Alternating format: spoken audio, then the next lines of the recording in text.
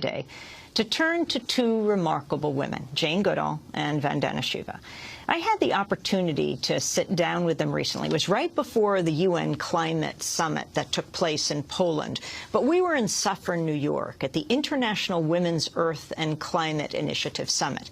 Jane Goodall, renowned primatologist, best known for her groundbreaking work with chimpanzees and baboons. Vandana Shiva, an environmental leader, feminist, and thinker from India, author of many books, including Earth, Democracy, Justice, Sustainability, and Peace and Staying Alive, Women, Ecology, and Development. I began by, well, going back to the beginning with each of these remarkable women and asking Vandana Shiva, who had just flown in from India, to talk about where she was born.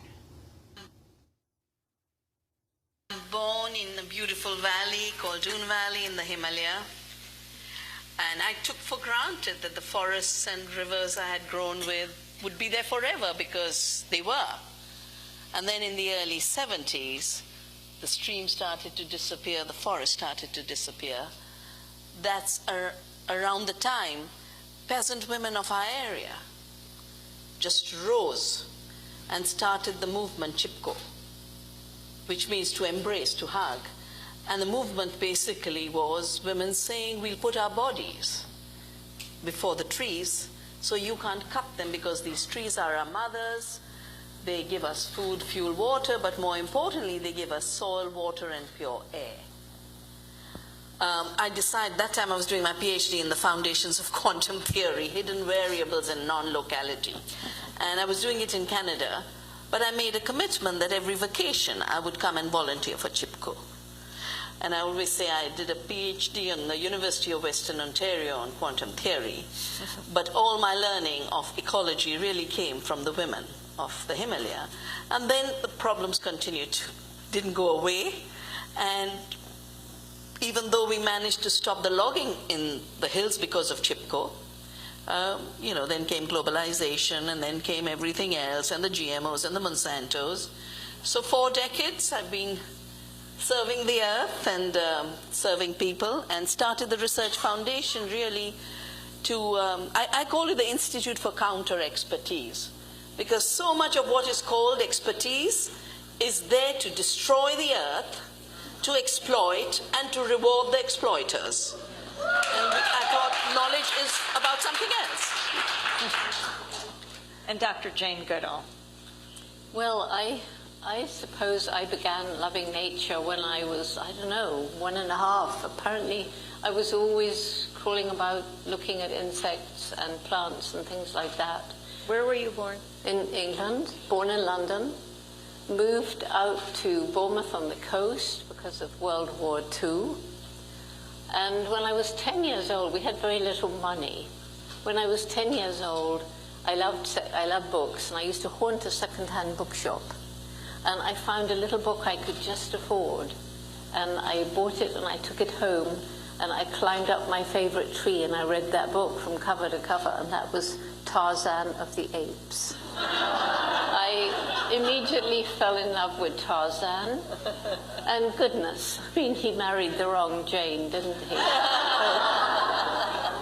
At any rate, I was 10 years old, and I decided I would grow up, go to Africa, live with animals, and write books about them.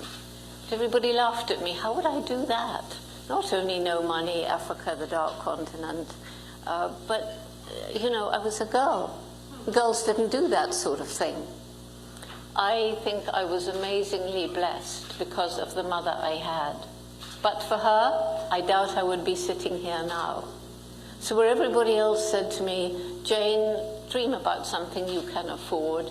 Forget this nonsense about Africa.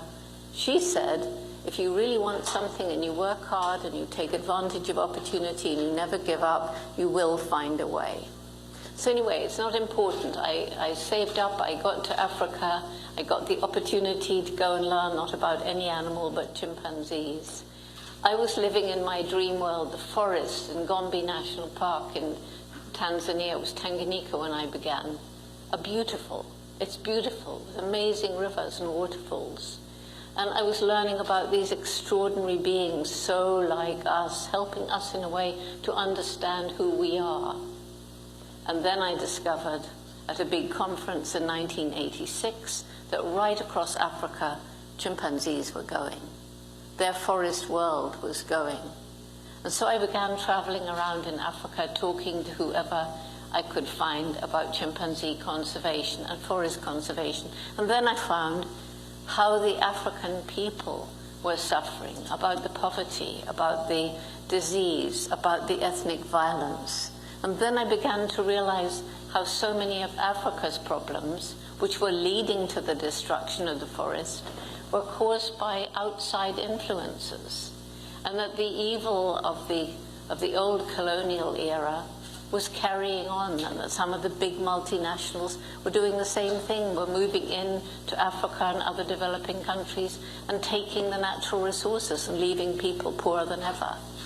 And so I began traveling around also in North America, in Europe, and increasingly in Asia, and learning more and more about the harm that we have inflicted on the environment. And that's what's brought me into spending my life helping to protect the forest as much as we can, and learning how the destruction of the forest not only is destroying the chimpanzees and other animals, but increasing climate change. You know, the motto of democracy now is the exception to the rulers, because that's what we have to be, holding those in power accountable. And I think across your disciplines, that is what you do. And I was wondering how you do it. If you could give us examples of how you challenge power that you feel is damaging the earth, and what you are doing now to change that. Vandana. A lot of the power of the rulers comes from what Bacon said, the marriage of knowledge with power, a particular kind of knowledge, a very mechanistic knowledge that defined nature as dead, and on the other side, women as passive. So the exception to the rulers in this case is about resurrecting the knowledges that are about the living earth. And our tradition, and I'm so touched that this evening began with the beautiful prayer and legacy of the First Nations with Janice, and then the beautiful music from Melanie. To me, this is the United States of America. Traditions that are totally submerged. So my commitment has been first and foremost to really, do a resurrection of hidden knowledges and worldviews, which is what women bring to this discussion. And every time I've done a study, even when government and United Nations will commission it, the first thing I do is go talk to the women in the villages. So for example, I was asked to look at the impact of mining in Doon Valley. That's when I gave up my job and work in Bangalore and returned to Dehradun to start the foundation. And the government was writing this TOR on the ugly look of the mountains, because Indira Gandhi had commented. So I went to the women. I said, what's the issue with this mining? And they said, water. They said, that limestone holds the water. None of the scientists said it. So I rewrote the terms of reference and did the participatory analysis. But the second thing we always do is, because it's participatory, people know. People have knowledge. It might not be recognized by the dominant system, which I call corporate patriarchy now. It was capitalist patriarchy when Chipko happened, because the corporations weren't such big players in our lives. They were contained by all the rules of democracy, and they've knocked those rules off bit by bit. The other thing I always do is build the movement simultaneously, because I don't think you can fight these battles top to top. You just can't. So for every study we've done and every piece of research we've done, one, we've countered a paradigm. I mean, all my work on the Green Revolution, it was assumed the Green Revolution produces more. Found out, no, it doesn't. It produces more commodities, but commodities are not food. And then we built the movement when I came to know about how intellectual property rights were being put into the World Trade Organization. I traveled the length and breadth of the country, sitting and holding workshops with farmers, who then rose, and 500,000 came to the street. You're talking about 92, before Seattle, and we were together in Seattle, Amy.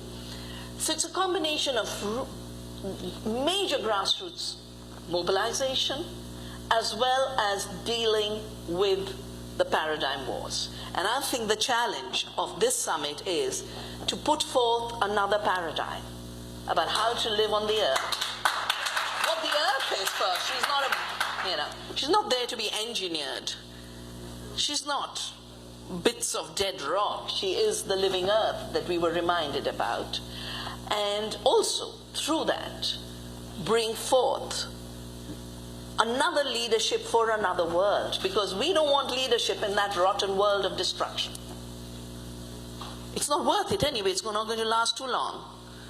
We want the 7th generation cultivation of leadership for the future. And it's interesting, the 7th generation logic that Janice talked about, that every action we take should bring to our minds the 7th generation. In India, we have the same 7th generation. That was what civilizations took care of. Uncivilized people rake the earth for today. Vandana Shiva at the International Women's Earth and Climate Summit. Vandana is an environmental leader, feminist thinker from India, author of many books, including Earth Democracy, Justice, Sustainability, and Peace and Staying Alive, Women, Ecology, and Development. Jane Goodall, renowned primatologist, best known for her groundbreaking work with chimpanzees and baboons. When we come back, more of our discussion. Stay with us.